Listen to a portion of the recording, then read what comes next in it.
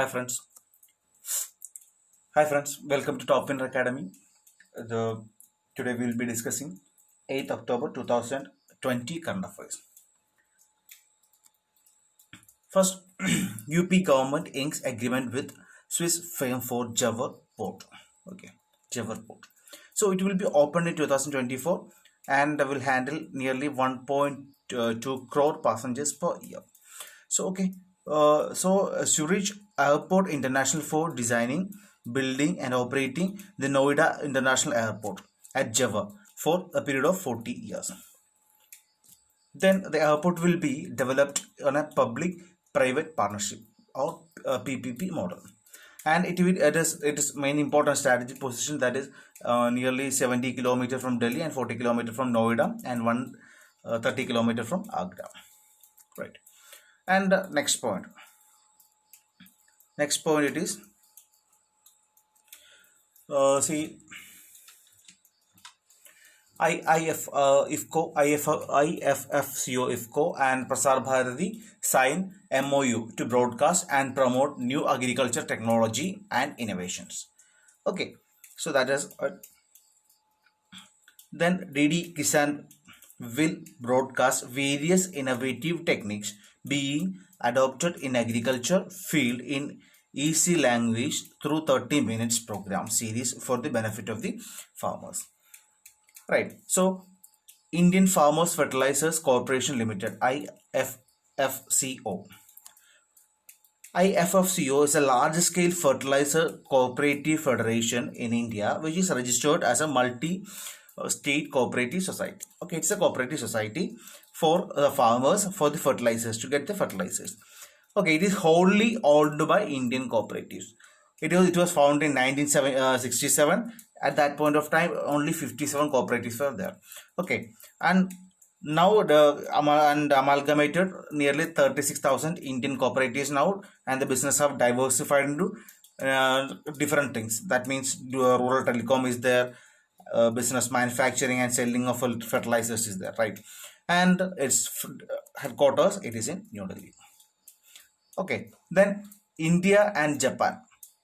India-Japan Foreign Ministers strategic dialogue, and both countries agreed to sign Memorandum of Cooperation (MOC) in the cyber security that will promote cooperation in key areas regarding 5G network, critical information infrastructure, Internet of Things, and artificial intelligence.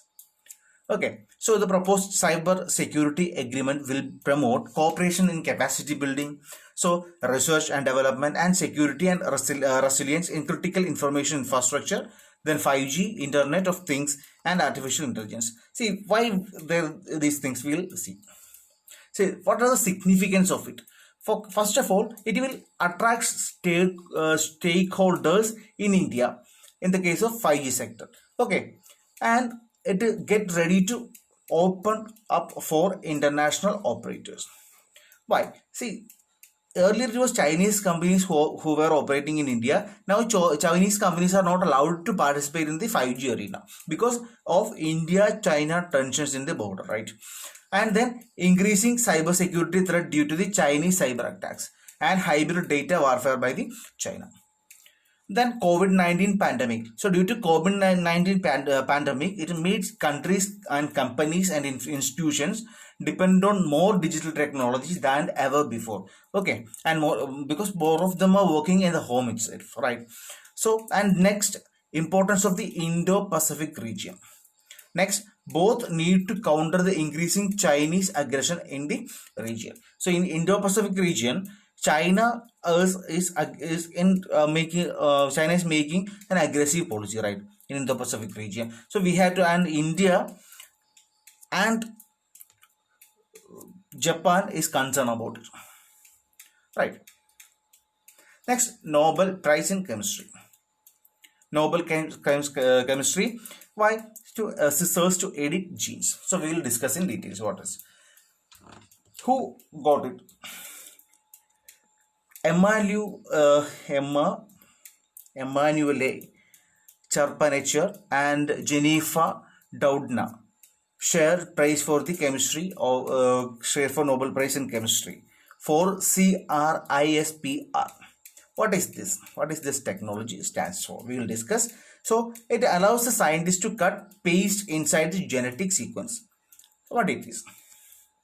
Okay, it is a short form of this cluster regularly interspaced short palindromic repeats. That is CRISPR. Okay, technology for gene editing that was developed in 2012. It was done is make gene editing very easy and simple and at the same time extremely efficient. Okay, and the possibilities of this technology is endless, right? So we will see what it is. So can you see this? So we will discuss this later. What is Cas9 and what is gene editing? What is gene? All this discuss now. So what is gene and what is gene editing? So gene, what is gene? Gene contains bioinformation that defines any individual, right?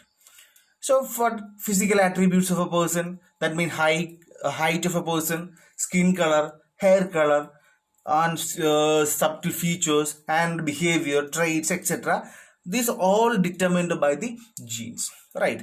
That is gene editing. So you can alter these genes and we can, that is simply called gene editing. And ability to alter this information gives scientists the power to control some of these features. That is called gene editing simply. Okay, gene and gene editing. Okay, then what is CRISPR Cas9? So we will discuss that. So it is a protein. Simply, it's a protein 9 associated with CRISPR technology. Okay, CRISPR or CRISPR technology, that is a associated protein 9. Okay, and why it is used as a scissors to cut the genes.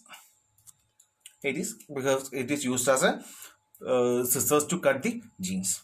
Okay, so how it works, we will discuss how it works. See, the specific location selected using Cas9 protein. It's a protein which acts like a pair of scissors. That location is cut off from the strand, right? So we will see. So now we have to cut this area. Okay, we will introduce Cas9 as a protein. So it will be introduced here, right? It will be introduced here, so that this area will be moved apart. Okay, this area will be moved apart. That's a sentence size. So next we will say a DNA strand when broken has a natural tendency to repair itself. Okay, if a DNA is broken, it is having a natural tendency to repair itself. So in that particular time, the scientists will intervene, and this during the time the scientists will supply a desired sequence of genetic codes. Okay, so suppose the DNA strand. Okay, DNA strand when it is planning to it is broken and repair itself, the scientist will produce a gene sequence of desired the genetic codes. Okay, then bind with the DNA strand. Okay, it binds with the DNA strand. Okay, see what is the issues related with this technology. Okay, first issue is this Cas editor or CRISPR Cas editor cells might trigger cancer. That is one. Okay, it may increase the risk of mutations. Next one, right? Then ethical concerns. See, actually manipulation of human embryos, it can also happen. Okay, you can manipulate your human embryos according to your own will. That also can happen. Okay, next is suspension of H-1B visa and its impact. Okay, we will see what is H-1B visa and its impact.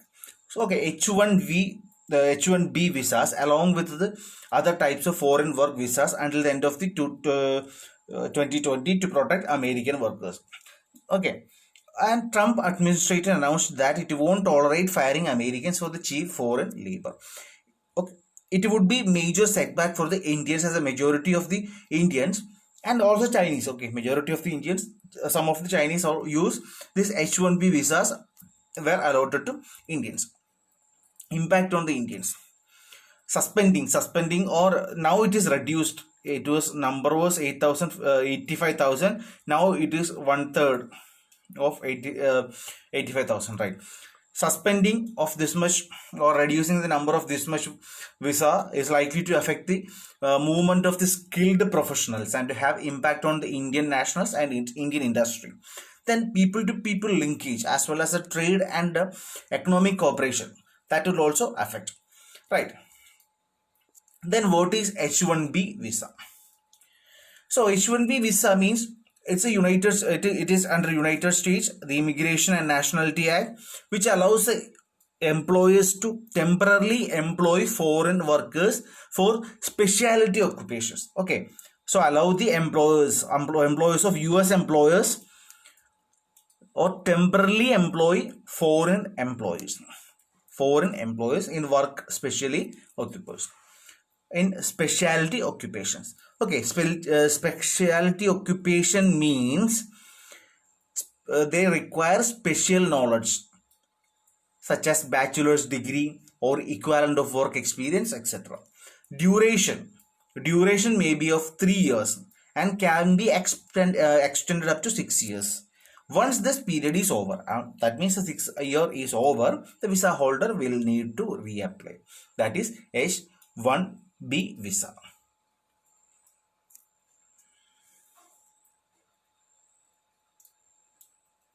Okay, thank you.